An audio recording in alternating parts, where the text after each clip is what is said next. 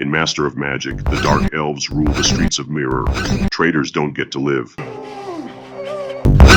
Say in debito con noi. The old empire of the Dark Elves, with their hands that dealt death with purple light, while their gold coffers filled the mirror night. They made our nation an offer we couldn't refuse, gold aplenty and draconic booze. This is the story of the gangster paradise of Mirror. They know no truth but brutality and terror. This is the history of the Dark Elves of Myrror. They are the best teachers of magical horror. Give us your gold bang. Give us your women bang. This is the history of the gangster Dark Elves. Woo-hoo!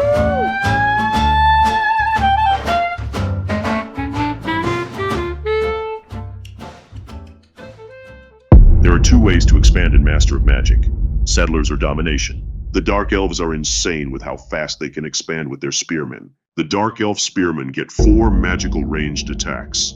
We can heavily augment this with life and chaos magic buffs. So with that, Gangstapan is born. We take the Mirren retort, 3 books of life, 3 books of chaos, and the Gangsta Lord retort. This allows us to start with heroism and eldritch weapon enchantments for the spearmen. Magic spirits summon.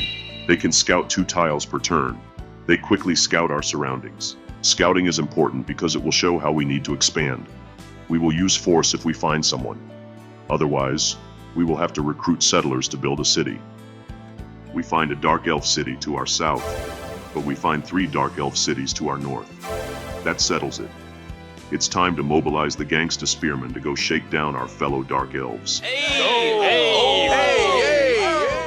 The Gangsta Spirits find more cities to racketeer. We fully buff up our goon squad with heroism. They are elite gangstas now and can shoot very accurately, even if they hold their spells sideways. Our troops mow down Fellwood.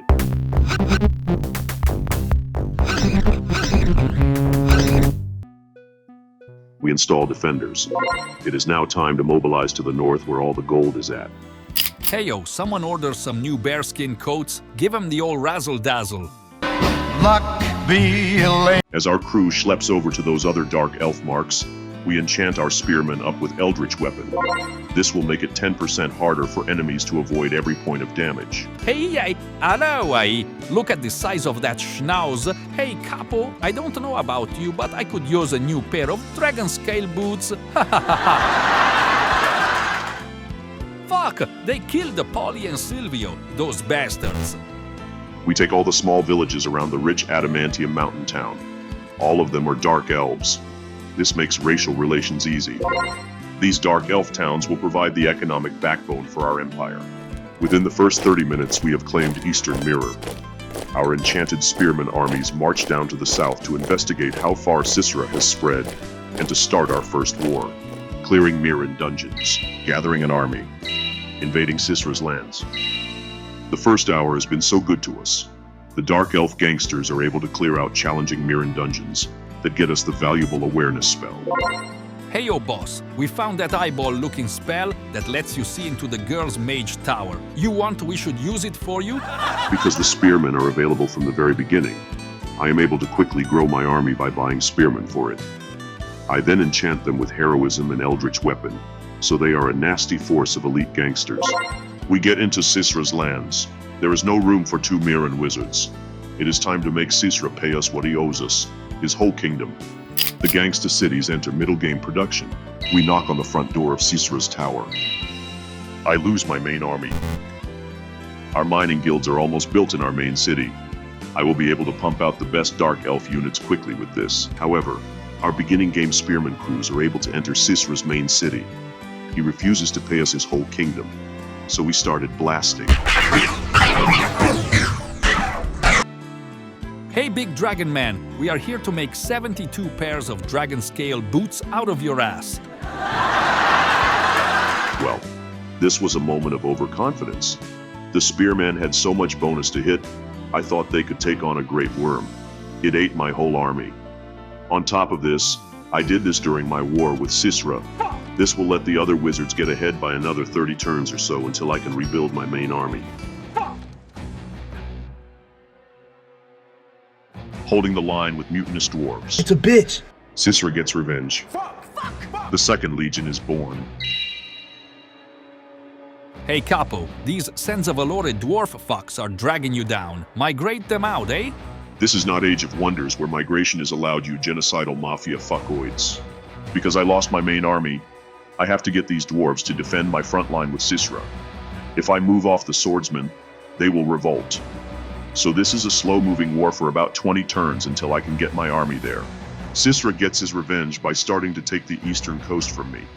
A hero and a small army steal my military reinforcement base. This makes getting an army to my dwarf area even harder. The second legion is enchanted and built after about 20 turns. I feel that Arcanus is probably crawling with the other 3 wizard cities. This game could have been much faster without my first legion dying. But I will make sure that my next move into the late game is flawless. The Nightmares of the Dark Elves are a supremely strong unit. We can still win this. It's time to load up the second legion. They will invade Cisra's shores. Merlin from Arcanus invades our realm. I have to finish this war up fast to contest with him. The Nightmare Cavalry arrives. These are highly skilled ranged and melee attackers that fly over seas to dominate Cisra. The second legion is loaded up to deal with Cisra directly. They traverse the sea on triremes to deal with the cities that he took from us on the eastern shores. Merlin's forces arrive through Wizard Tower. This means my time is limited in dealing with Cisra. If I can win my war quickly enough, then I can stand up all of my cities and have superior research and production of military to Merlin. This is because he has been competing with 2 other wizards for Arcanus. At last I get Nightmares. This is the endgame unit of the Dark Elves. They are a supremely versatile unit. They have exceptional ranged and melee attacks. On top of this, they can fly. I send them at the heart of Cisra's remaining cities to conquer them. Boss, it is time to get those damn dragon scale boots. We fully conquer Cisra on the last continent of Mirror. I cast awareness, giving me omniscience over the plains. Our Nightmare Cavalry is an escalation that Cisra cannot match. Their flying movement means that he cannot defend from the seas they came over from. Their ranged attacks mean that their inferior cavalry and spearmen get wiped out. Our second legion gets revenge on Cisra. We march into his fortress with fully buffed spearmen and obliterate his forces. He has no further towns and is permanently banished from Mirror. This world is mine.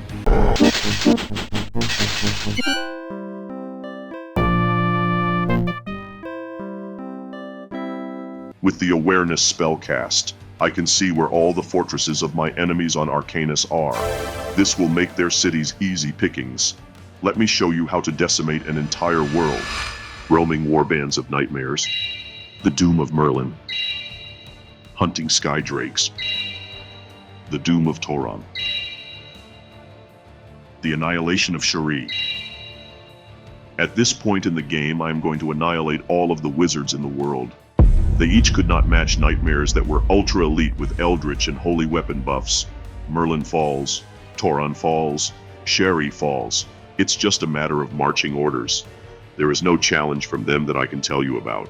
Even great drakes do not match the power of our nightmares. We slay them with ease. Finally, we get our dragon scale boots. You are truly a good boss. Thank you, Capo. It is time. I held off on winning the game against Cherie to prove that nightmares can destroy the strongest units in the game. The Dark Elves have proven themselves as the one true mighty gangster race and master of magic. Well, I hope you all have enjoyed yourselves in this playthrough. It was fun to show the beginning of the game where the Dark Elves are weakest due to population growth. To show that their spearmen could carry you into the mid-game. They also have a supremely strong endgame with their nightmares. Properly buffed, they can take the strongest unit in the game, the Great Drake, without any problems. If you are looking for more fantasy strategy goodness, check out my Age of Wonders game about halflings. I will also be producing a World War game where I play against every race in the known Age of Wonders world. It will be on the largest map. Great times ahead. If you want something that has even deeper strategy than Master of Magic or Age of Wonders, then you have to check out my playthrough of Shadows of Forbidden Gods. I show how to use the laughing god of madness Easter. We are outnumbered by heroes and have to play the world against itself in order to win. Truly a fun Cthulhu horror game of apocalyptic fun. Well, I hope to see you all on the next playthrough of Master of Magic whenever that happens. Until then, I will see you all on the next one. Ave, atque, vale, mal.